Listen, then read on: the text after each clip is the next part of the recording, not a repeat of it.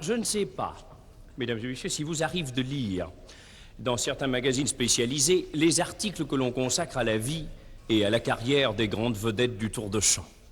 J'espère que oui, parce que c'est de la fort belle littérature, ça. Le chapitre des débuts, surtout. Vous savez, quand on demande à ces messieurs-dames comment leur est venu le goût du chant. Alors là, on se vautre dans le sensationnel. Celui-ci vous raconte, par exemple, que c'est parce qu'une nuit, il a vu en rêve 5 Cocatrix au pied de son lit, n'est-ce pas? 5 Cocatrix lui a dit « Lève-toi et chante » et ce couillon-là l'a fait, n'est-ce pas? Ou alors cet autre vous raconte que c'est parce qu'il s'était présenté aux élections législatives, il avait obtenu une voix et comme il savait pas quoi en foutre, il s'en était servi pour chanter. Foutaise et balivernes. Je crois de mon devoir de vous dire que ce n'est pas la vérité, vous savez. La vérité est à la fois plus simple et plus grandiose. La vérité, c'est que ces gens-là se sont aperçus qu'ils chantaient tout simplement parce que, comme vous et moi, ils chantent le matin en faisant leur toilette. La vérité, c'est qu'il y a en France, à l'heure matinale de la toilette, des bataillons entiers de talents méconnus qui, la brosse à dents au point, martyrisent tous les répertoires dans la clameur des lavabos qui se vident. La vérité, c'est que la chanson française doit beaucoup à l'industrie du sanitaire. Mais oui, tenez, prenons par exemple le cas de M. Tino Rossi. Vous savez que la plus grande partie de la carrière de M. Tino Rossi s'est déroulée sous le signe de la guitare. Bon. Or, il y a, dans toute installation sanitaire digne de ce nom, un instrument, n'est-ce pas, un meuble, qui évoque assez curieusement la forme de la guitare. Non, mais je vous en prie, n'allez pas vous représenter M. Tino Rossi dans une chevauchée fantastique, n'est-ce pas? Non, c'est... D'ailleurs, lui, il ne s'en servait que pour se laver les pieds, n'est-ce pas? Oui. On n'arrête pas le progrès, n'est-ce pas? Il s'asseyait sur une chaise, il retroussait le bas de son petit pantalon, et c'est en faisant longuement mariner ses arpions dans l'eau chaude qu'il découvrait l'inspiration. Et de cette époque extrêmement cérébrale, comme presque toute l'œuvre de M. Tino Rossi d'ailleurs, j'ai réussi à transcrire les paroles et la musique d'un ravissant poème symphonique que M. Tino Rossi va se faire un plaisir de vous présenter maintenant avec l'élégance merveilleuse, la suprême santé qui le caractérise. Bon. Alors voici le tango du petit Arpion, ou si vous préférez, parce que moi je m'en fous, la légende du gros orteil. Allons-y, parti. Un petit arpion célibataire dans le godillot d'un militaire soupirait encore après l'amour qu'il espérait bien connaître un jour. Mais vous n'en croirez plus vos oreilles si je vous dis que le gros orteil qui jouait un peu les durillons faisait la gueule à l'arpion. Flic, flic, floc, remue tes pinceaux. Attention, ton froc va tremper dans l'eau. Il restera 3 doigts de s'aimer, et ça dure depuis l'éternité. Le petit arpion négligea son corps, et le gros orteil grossit encore. La moralité de tout ceci, c'est que les doigts de pied, mes amis, ne s'entendront jamais, c'est certain, comme les doigts de la main. Flic, flic, floc, remue tes pinceaux. Attention, ton froc va tromper. Ça y est, j'ai gagné, moi. Ben, je vais me faire engueuler par ma femme, hein. Tant pis, hein. Dans l'eau.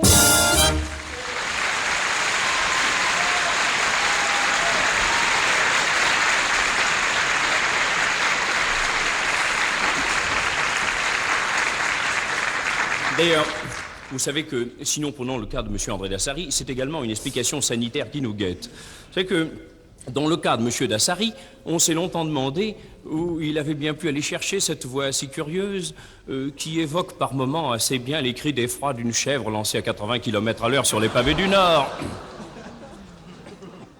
Eh bien, c'est très simple.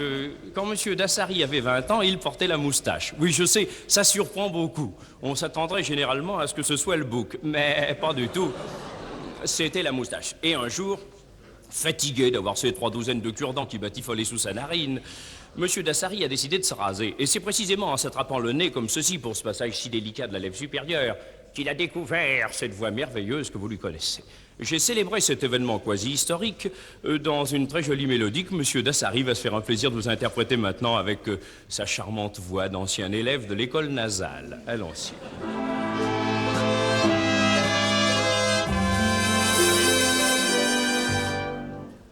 J'avais 20 ans, poil au nez, poil aux dents, une bien plaisante moustache. Un soir de dégoût, poil au nez, poil aux genoux, je voulus la couper, la raser, en tenant un air funeste. Je m'emparai de mon nez, et par ce geste, ma voix modeste se fit agreste et se mit à faire belle. J'avais poil au nez, découvert poil au blaire, une vocation nasillarde. Et depuis ce jour, mon chant parle d'amour, parle d'aimer en parlant du nez.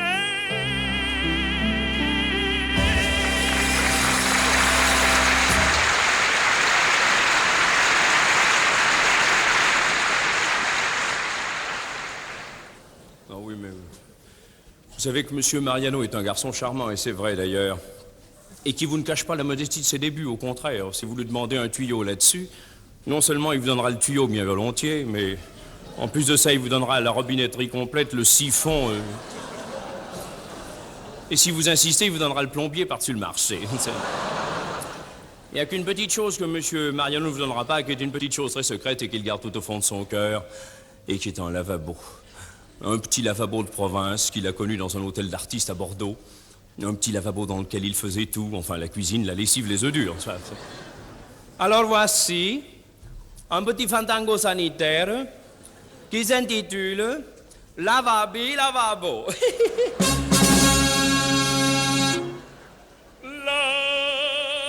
Lavabi Lavabo, c'était toi le plus beau avec ton robinet sentiment nicolé. Lorsque tu gargouillais, moi se focalisais, ça faisait de nous lavabi, lavabo. J'y trempais ma saucette, j'y lavais mon assiette, et des joues, et des joues, et des jouettes. Quand surais la scénette pour vider la cuvette, tu sentais bois de bois de bois de bois de bois de bois. Pour la petite histoire, tout le monde doit savoir qu'aujourd'hui j'ai rempli de baignoire. C'est grâce à mon petit, c'est grâce à mon petit, c'est grâce à... On va y arriver, oui. C'est grâce à mon petit robinet.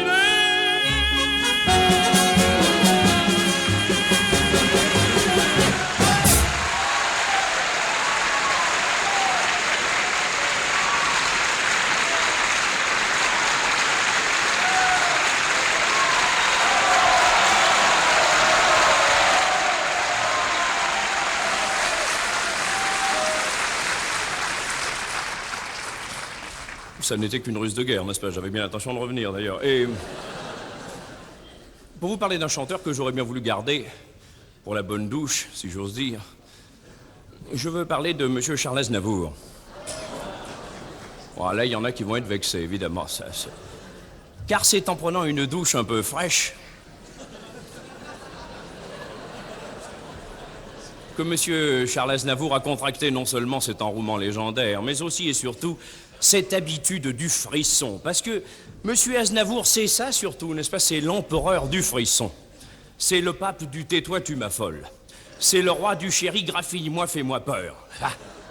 Moi, je verrai très bien la carte de visite de Monsieur Aznavour ainsi conçue. Monsieur Charles Aznavour, prince de la petite mort, ambassadeur de trance extraordinaire, président directeur général d'une société à responsabilité extrêmement limitée, mais qui porte comme raison sociale la chair de poule. J'ai la chair de poule quand je prends ma douche, mes amis. C'est comme une houle qui m'envahit. Oui, oui, oui, oui. Ce n'est d'abord qu'une chatouille dans une muqueuse perdue et qui se transforme en pavouille. Un truc à l'avenir tordu, ma grosse Lulu. Alors je vois se dresser d'un seul coup tous mes poils, mes poils sont, regardez-vous, c'est un peu comme si ma vie se multipliait par milliers, mon gros bébé. Cupidon lui-même n'aurait jamais su me donner ce granité de l'épiderme qui est l'apanage du poulet. J'ai la chair de poule, une attraction exceptionnelle qui fait courir les foules et m'assure ma matérielle, et m'assure ma matérielle.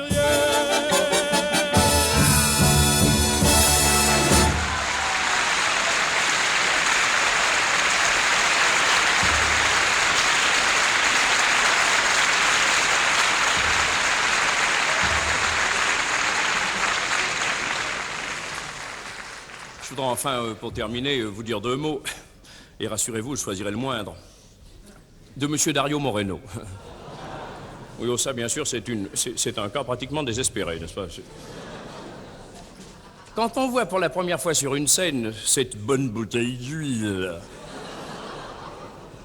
ce qui surprend le plus, en dehors de son accent sud-américain du Bosphore, si on admet bien entendu que le Bosphore a brusquement glissé sur l'Argentine, ce qui surprend le plus, c'est l'extrême délicatesse de sa tenue. On s'est longtemps demandé où il avait bien pu aller chercher cette chorégraphie si subtile qui tient à la fois du réveil musculaire et de Travaggia la Muquer.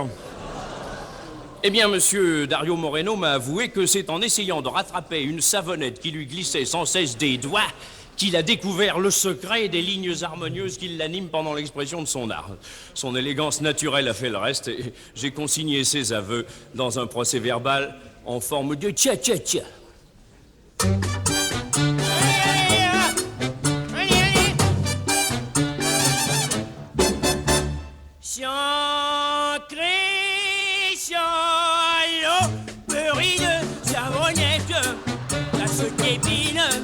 Ça m'enquiquine, moi j'en ai marre de courir en chaussettes, d'exhiber nu mon cordeau du rosé joufflu. Alors j'avance, pleine de prudence, puis je m'élance sur le carreau. Et quelle aubaine, la poêle la mienne, sur ma bedaine, c'est pas trop tôt. Mais voilà qu'elle glisse, doucement vers ma cuisse. Et cette grosse bulle qui me la dissimule. Ainsi je mets le pied dessus, je vais me retrouver sur le quai. Sacré salon, bride, savonnette, j'en perds la tête et mes faussettes. Mais dans le fond, je t'en veux pas ma poulette. Et puis je te dois de savoir le pas et du tcha, tcha, tcha.